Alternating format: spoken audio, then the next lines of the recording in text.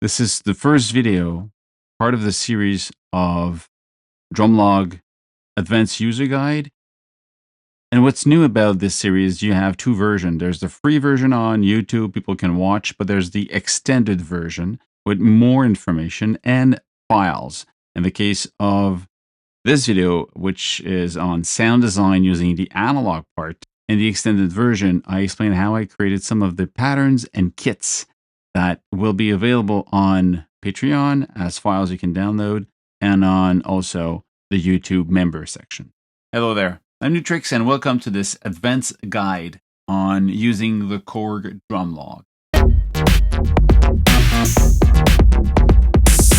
Now, it's called advanced because we will not go through the basic stuff that I'm guessing you already know. You've been online, you looked at different videos, you know how to turn it on, you know how to create some patterns, you know how to tweak some of the sounds. The goal for this advanced user guide is to dive into advanced features and understand things that might not be obvious on the first go at using the Drumlog. I want to show you stuff that you might have missed and just get the most out of it, basically. It's going to be many different chapters. The first one is about analog sound design. There'll be another one about digital sound design, so using the samplers to do more. We're going to talk about sync. We're going to talk about effects. We're going to talk about controlling from the keyboard. We're going to talk about outputting stuff to the rest. We're going to talk about everything we can do with the Drumlog. We'll talk about. So let's start with the analog sound design. The Drumlog is weird in the fact that it's an hybrid drum machine. What's cool about it is you get real analog drums. I mean, the four first one are analog, real analog, and the rest is basically sample. Plus, you've got your virtual synthesizer, the user that you can load in.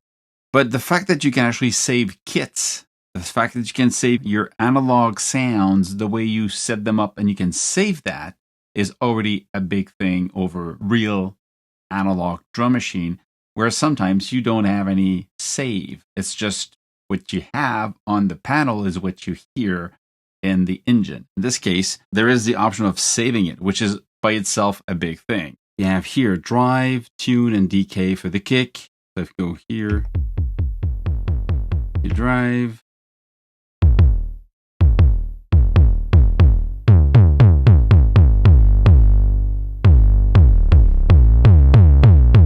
When you go into menu, well, what you have is basically the transient, then controls. Now, what most people just do is they're going to go, let's say, let's drive, so we hear.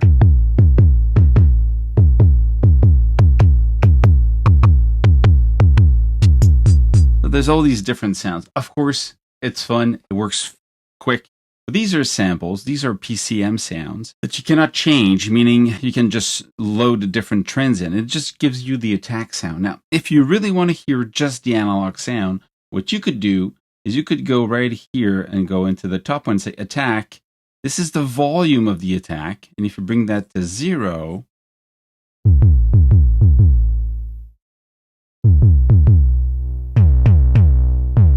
now you only hear the analog part without hearing the PCM. You want to hear more of the PCM. Now you hear it. You want to hear more of the kick here. You have a hold, means that that sound stays longer before diving down. And it's actually a good deal when you combine it with the attack.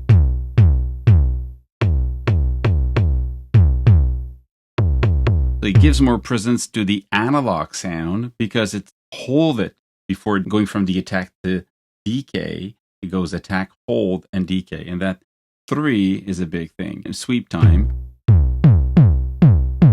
it's the amount of the movement, the depth of the movement you're going to get by doing this. And this is the time it's going to take.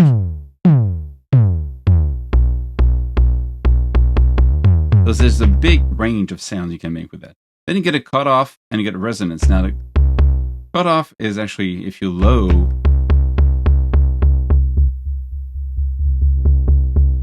you getting rid of the high end, the transient, kind of disappears.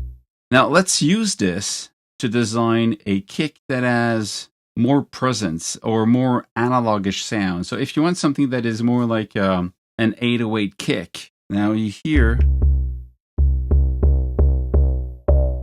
you can play with the resonance.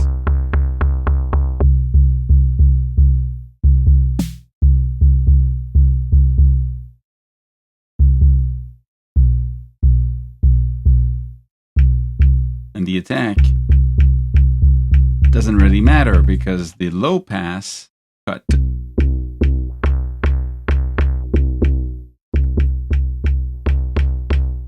Put the drive to 0. Bring the attack of the layer attack to 0.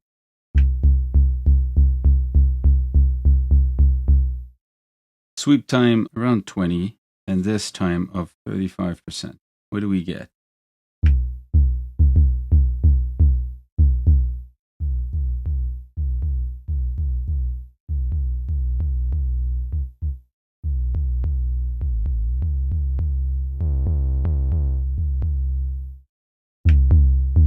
So having the hold is a big difference here. Now what I like to do often is to have this kick. Let's say I'm going to bring back the attack. Actually, there's some really nice, like this one. Like you get this attack that is really nice. I'm going to keep that. I'm going to go into step. Just simply have, you know, a 4 on the floor, not too long.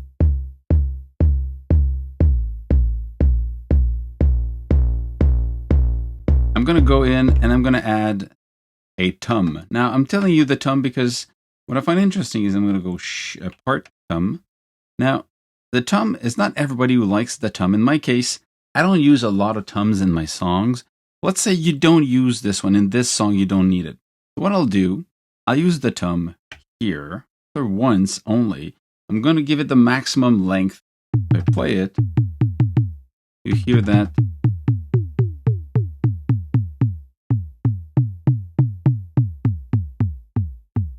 You can detune them.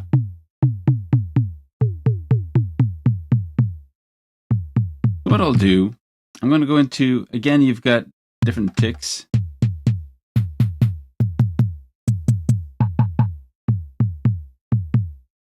Just going to go natural tick, click on this one, and I'll do a little sweep. Attack is again the volume of the attack for this one, but you also have a drive here. But what I'll do, I'll play with the cutoff. I'm going to cut the, but I'll use the resonance.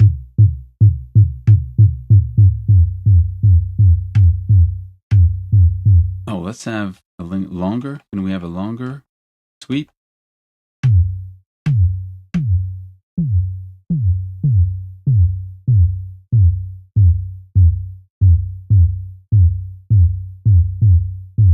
And then some drive. Well, this is very low, and this is because I'm using the resonance up to a point that it becomes sustained. So you might say, this is cool, yeah, because actually it's self-oscillating. But now if I play it,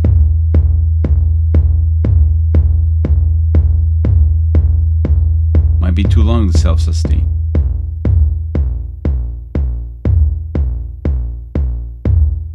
See?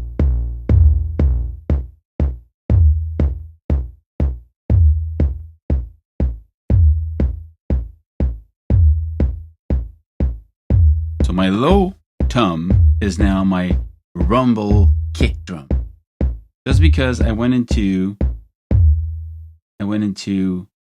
the settings and I used the cutoff and resonance to a lot of resonance. I can't even go sustain or self-oscillating resonator, but this is what you can have here. And it's pretty cool. Don't forget you can also send it to the reverb and delay, but I'm not going to do that for my kick. So this is again reusing. Keep in mind that these are called bass, snare, low tom, and high tom, but they're generators, and using the filters and the impact, you can tweak them and change it into something you would like. Like if we go to the snare now, snare, you have the same logic. You have a snap level, got a tone, and you have the snappy type. So these are just different noises that are level on top of the sound. And the snap level is the volume of that noise that you have. You can go into and turn it off. So what you now have is only the volume of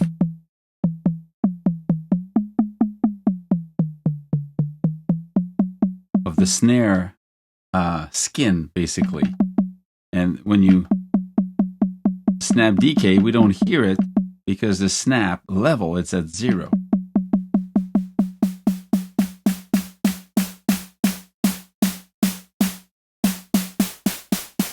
You can, by bringing the snare drum to 0 decay, what you have is very little of the skin and mostly just the noise that you have here and the white noise. So very, very interesting again. And if you say, well, I find this interesting, but I don't like, I mean, there's too much bottom in this. I can go here again and say, instead of cutting the high, I can take a high pass. I can be sure now that my pattern will not quite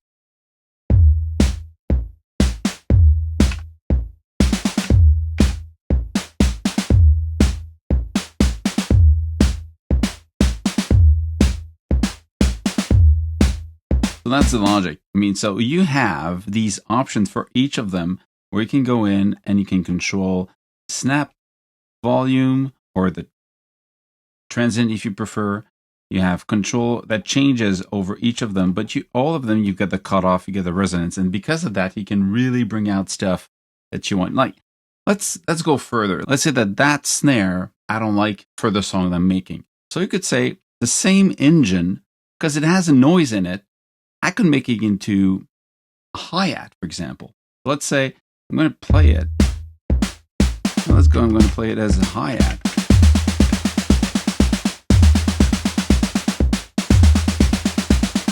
Go, well, it doesn't sound like a hi-hat. I go here.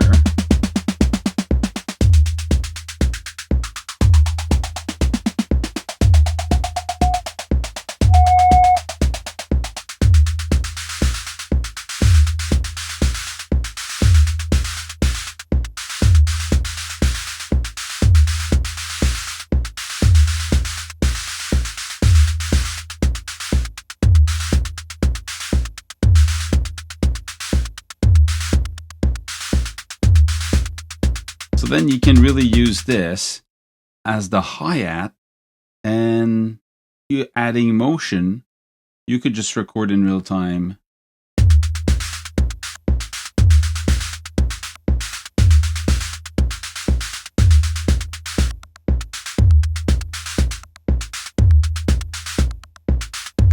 That's it. You get this hi-hat that opens and closes. And we're using the snare for that.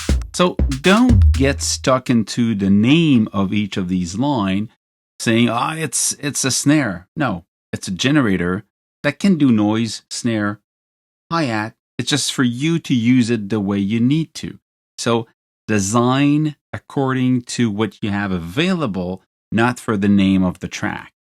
That's for the analog approach. There's different ways to play the DrumLog from a keyboard, and it's going to be useful when you talk about sampling and everything else. Right now, I'm in a mode that I can play everything on one channel.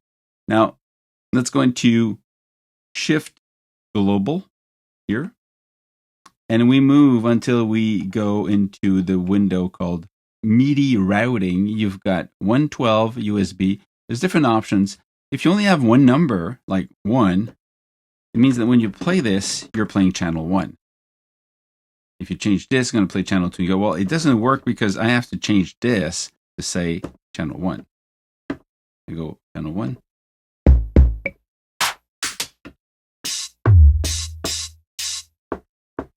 I'm playing all these sounds over the keys on only one channel.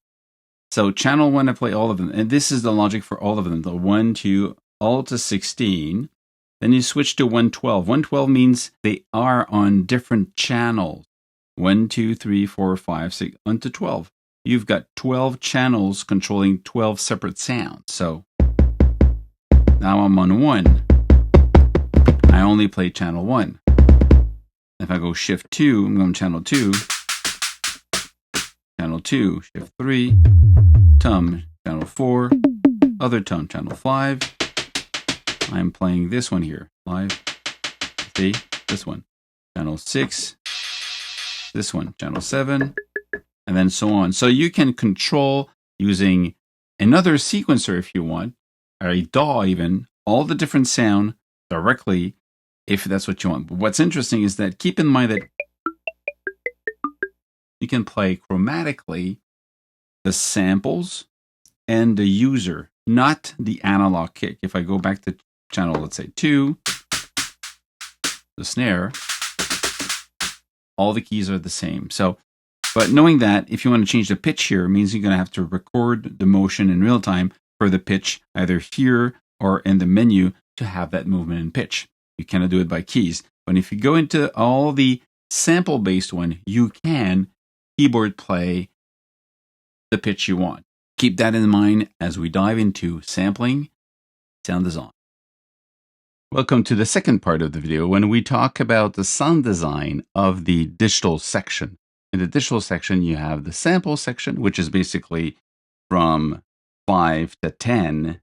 Close hi-hat, open hi-hat, rim shot, clap, SP1, SP2. These are just samples, all of them. And even if they're called separate names, they're all doing the same thing. The only difference is then when you dive into a menu, example for SP1, you see in this first menu, you've got start, end, and you have no information here. But if I select, let's say the clap, there's tune and attack, and there's start and end. Whereas the other one, you have start, these are missing. They're actually not missing. They're on the front panel. So if they're on the front panel, they do not show up in the menu, which is kind of weird in my view. They should be always there in the menu anyway. But don't think that it's missing because it's not here. Look on the panel, and it's on the panel. Then if it's on a panel, then it's not in the menu. But it's still there. You can still use it and change and tune it. So all of these are samples. And then you've got the multi, which is basically a noise or a VPM, which is a variable phrase modulation synthesizer. And then you have the user section. User section, I did a video where I show you different expansion that are compatible with the DrumLog, and they can do many things. Of course, there are synthesizers, but also sample playback. And there's even effects you can load, but not in the user. The effects will be in the effects section, of course. You can just load your own samples in them, actually, or can just load the sample that are in there. So you can just go here and load something else. But what I want to talk about is how can I take something else and make it into something that I want? Meaning, if I'm tired of hearing the samples that are there, if I want to do something else that nobody has, I can just take another sound.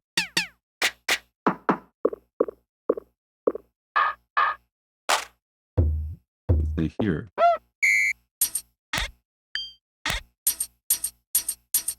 Let's say I want to use this for some type of hi-hat. So there's a cool sound in there. Okay, so I've got tune, decay, start, and end. I can actually decide to start just there. I have just that section. Or just keep. So that's the sound I'm going to keep. Then you've got decay. You got tuning. It's going to be a hi-hat, so I'm going to at least put it like 10 higher. Yeah, that's cool. Here I can drive it. I can redux it. So that's digital redux, digital reduction. I'm going to bring that down so you hear something which is pretty cool. I like about Redux.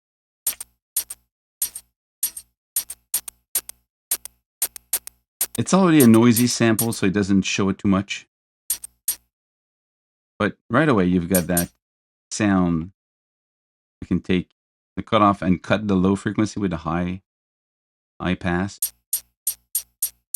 And I can even boost it with resonance.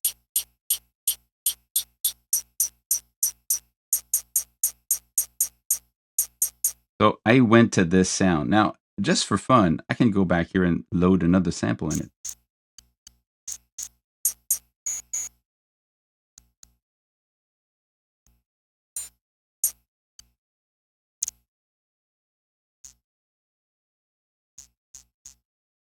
You could say this one is cool.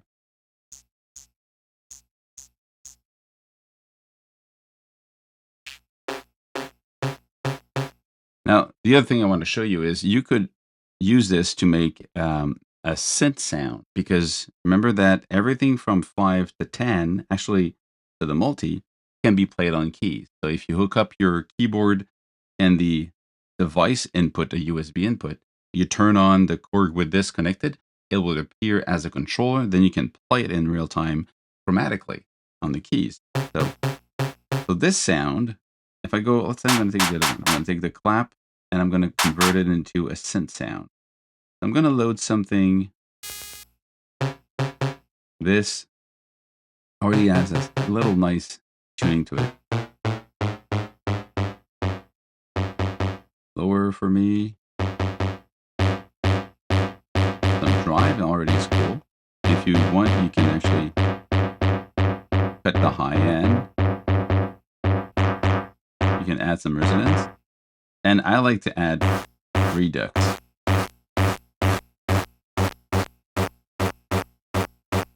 But then when you add redux, you add a lot of high-end noises. But it could be perfect for some sounds.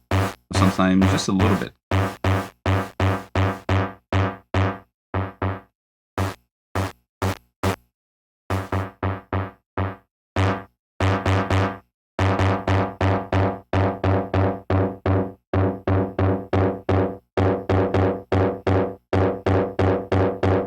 So this could be something you play.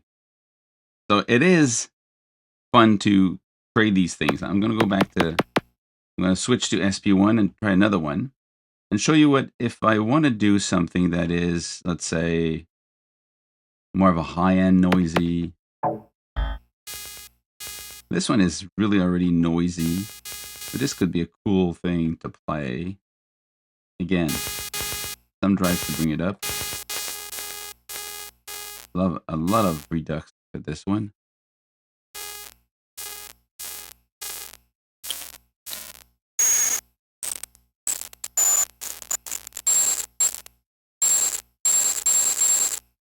It becomes something else. This is pretty cool. I like that sound. It has nothing to do with what I had earlier.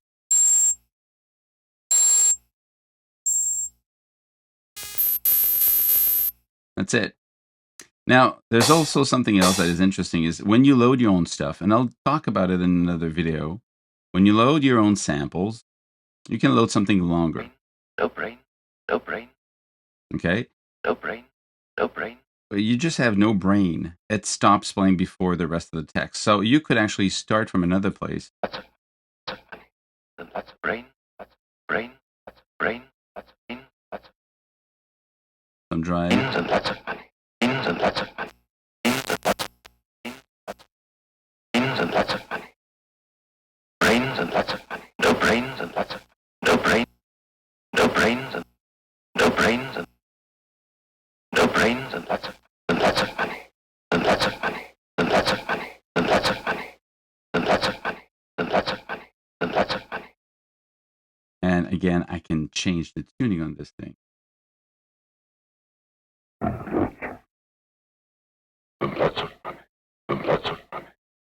So what could be interesting is when I use the sequencer is to record the motion of the start. So depending on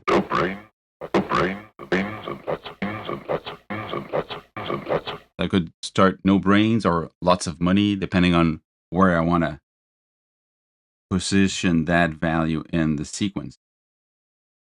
This is really cool. I like this. And again, if we go wicked on the Redux, this becomes totally something else. I've got a hi-hat here. It's a glitch hi-hat.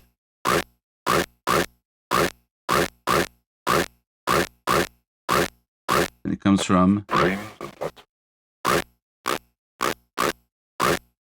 I like to destroy some very fast stock with this and create new rhythms that are just glitches rhythm. And it's really cool. Let's go into the VPM. It's variable phrase modulation. It's a take on a different way to create complex waveform. A little bit like the FM synthesis, but it don't use exactly the same way of working. So that's why it's not FM. But the logic of modulator and carrier is the same. So what you have here is an index. And as you play with the index, you're basically playing with the amount of the effect happening on one or the other. The ratio is how you detune the two oscillators, how they're pitched differently. Noise is you're bringing in noise. But what's interesting to understand is if you, let's say I put the index at here, okay? If I go, I'm going to put lower. Lower. Okay, that's my index, okay? I'm going to go into index modulation. So what I'm doing, I'm using the envelope here. I've got the envelope of attack and release, index modulation. It changes the value of the index. So we hear that movement. It has that.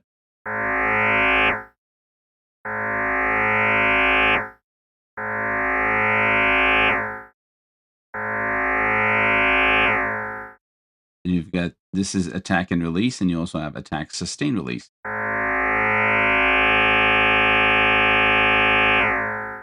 Okay, and you have gate, so on, off. So that's how you have to think about it. This is the envelope of the modulation that controls the index amount here, movement. And that is the one thing that creates complex waveform or add frequency to it. So there's no filter. So the way to add and subtract frequency is the index amount. That's basically it. And the last one is the noise, which is really cool. Part here. The noise is a very fun way to create. Let's. I'm going to put noise here and here, and then just for fun, I'm going to add.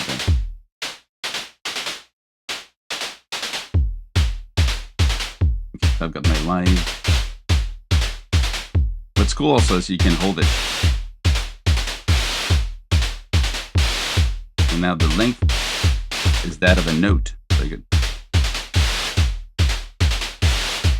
I can control that because it's not a normal sound. It's part of the synthesizer section.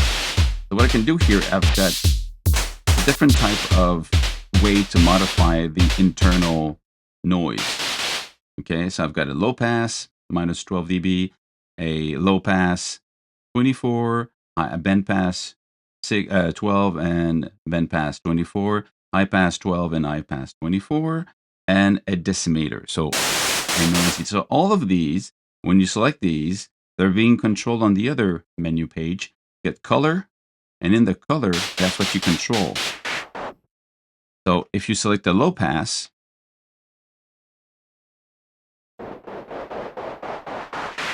you're opening up and closing the filter. If you select here a high pass, a band pass, then you go back here, you're controlling the band pass. And if you go high pass, you have everything, and then you cut the low frequency. and bring up just the high end. And the next one is decimeter. So noise decimation, sample decimeter. But also you go back to the, let's say, high pass, low pass. You got the peak, which is the resonance, basically.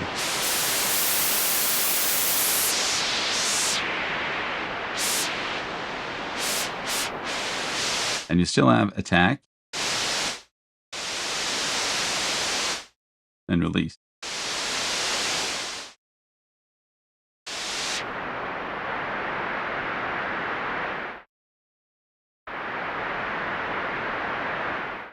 But I like this.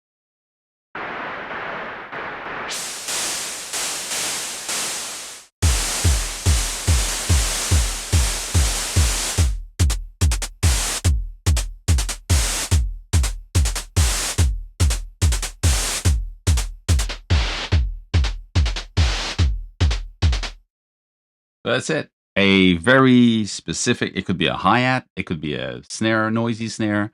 You can play with it. It's really a cool one. That's it for the digital sound design. This is it for the free version of the video.